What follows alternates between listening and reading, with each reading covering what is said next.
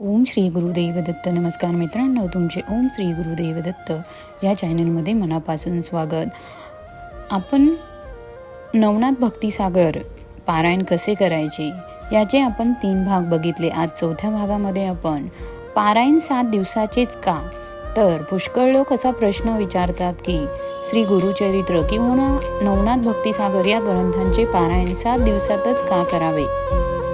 आम्ही रोज थोड्या थोड्या ओव्या ह्या वाचल्या तर चालणार नाही का. या प्रश्नाचे उत्तर असे की रोज थोड्या थोड्या ओव्या वाचण्यात गहीर काहीच नाही. अकारणात मंद करणं श्रेय ही म्हण प्रसिद्धच आहे, परंतु 7 दिवसाच्या पारायणाचे महत्त्व काही वेगळेच आहे. हे 1 दिवसाच्या किंवा 3 दिवसाच्या पारायणाला येणे शक्य नाही. या संदर्भात तासगावचे रा.वी. कुलकर्णी उर्फ आनंद घनराम यांनी दिलेले उत्तर लक्षात ठेवण्यासारखे आहे. ते लिहितात, नुसत्या पारायणापेक्षा सप्ताहाच्या अनुष्ठानात काही विशिष्ट हेतू असतात. संकल्प, कर्मनिश्चय याप्रमाणे कार्यपूर्तीला आपला मनोनिश्चय मदत करतो. हा इतका निश्चय नुसत्या पारायणात असत नाही. सप्ताहात जो व्रतस्थपणा असतो तो नित्याच्या पारायणात कोणीही पाळत नसतात. व्रतस्थपणे राहिल्याने एक प्रकारची शक्ती उत्पन्न होते. सप्ताहात बहुधा दिवसांचा सर्व वेळ यातच खर्ची पडतो. तसा नित्याच्या पारायणातच फारच थोडा वेळ त्या कार्यात व बाकीचा आपल्या संसारात जातो. तसेच वार 7 आहे, वर्ण म्हणजे प्रकाश वर्ण हेही 7च आहे, याहुती 7च आहेत, पाताळे 7 व स्वर्गही 7 आहे. श्री आनंद घनराम यांनी केलेला हा खुलासा कुणालाही पटण्यासारखाच आहे. यासाठी 1 किंवा 3 दिवसाचे पारायण केवळ नाईलाज किंवा वेळेअभावी करण्यास हरकत नाही. परंतु अशा पारायणात खरे तर मनाची एकाग्रता नीट सांभाळता येत नाही, कारण शरीराला तशी सवय नसते. त्यामुळे 1 दिवसाचे पारायण करताना शरीराला ताण येतो व काही वेळा तर केव्हा हे पारायण संपते असा विचारही देखील मनात येऊन जातो. यासाठी सप्ताह पद्धतीने वाचन करणे अतिशय उत्तम मार्ग आहे.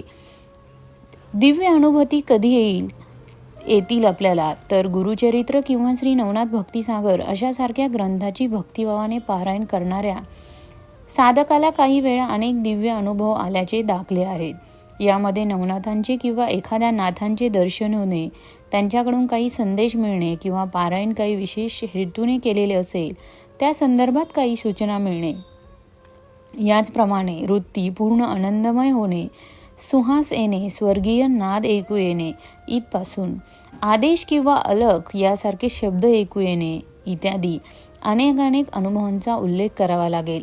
प्रस्तुत लेखकाला यापैकी बरेच अनुभव आलेले आहेत. असे आध्यात्मिक अनुभव दुसऱ्याला सांगू नयेत असा दंडक असल्याने त्याबद्दल जास्त काही लिहिता येत नाही. अनुभव का येतात, तर आता हे अनुभव कुणाला येतील व ते का येतात याबद्दल माहिती बघू. हे अशा प्रकारचे दिव्य अनुभव अर्थातच पूर्वी सांगितल्याप्रमाणे शरीर व मनाची शुद्धी झाल्यावरच येतील, यात शंका नाही. तोपर्यंतची पारायण या गोष्टीच्या पूर्ततेसाठीच होतील. यासाठी पाठकांनी अनुभवांची घाई करू नये. फळ पक्क झाल्यावर झाडावरून आपोआप गळणार आहे. अगदी त्याचप्रमाणे शरीर व मन एका विशिष्ट पातळीपर्यंत शुद्ध झाल्यानंतर दिव्य अनुभव न मागताही आपोआप येणार आहेत. अर्थात त्यासाठी आणखीही काही नियम पाठकांनी पाळणे आवश्यक आहे. पहिला महत्त्वाचा नियम म्हणजे वाचन पूर्ण एकाग्रताने व्हायला हवे. ही एकाग्रता इतकी असावी की कथाप्रसंगाशी पूर्ण एकरूप झाल्यामुळे तो प्रसंग प्रत्यक्ष डोळ्यासमोर घडतो आहे असे वाटले पाहिजे. दुसरा महत्त्वाचा नियम म्हणजे हे वाचन पूर्ण भक्तिभावाने व्हायला हवे. हे 2 नियम फार महत्त्वाचे आहे. वरवर पाहता हे सोपे वाटले तरी अंमलात येणं मात्र फार अवघड आहे. मित्रांनो, तुम्हाला जर आजचा व्हिडिओ आवडला असेल तर लाईक करा, शेअर करा आणि सबस्क्राईब करायला विसरू नका. आणि या आधीच्या 3 भाग जर तुम्ही बघितले नसतील तर डिस्क्रिप्शनमध्ये जाऊन तुम्ही लिंक चेंज करू शकता. या 3ही भागांचे लिंक मी या व्हिडिओमध्ये खाली देत आहे. तुम्ही एकदा जाऊन नक्की चेक करा.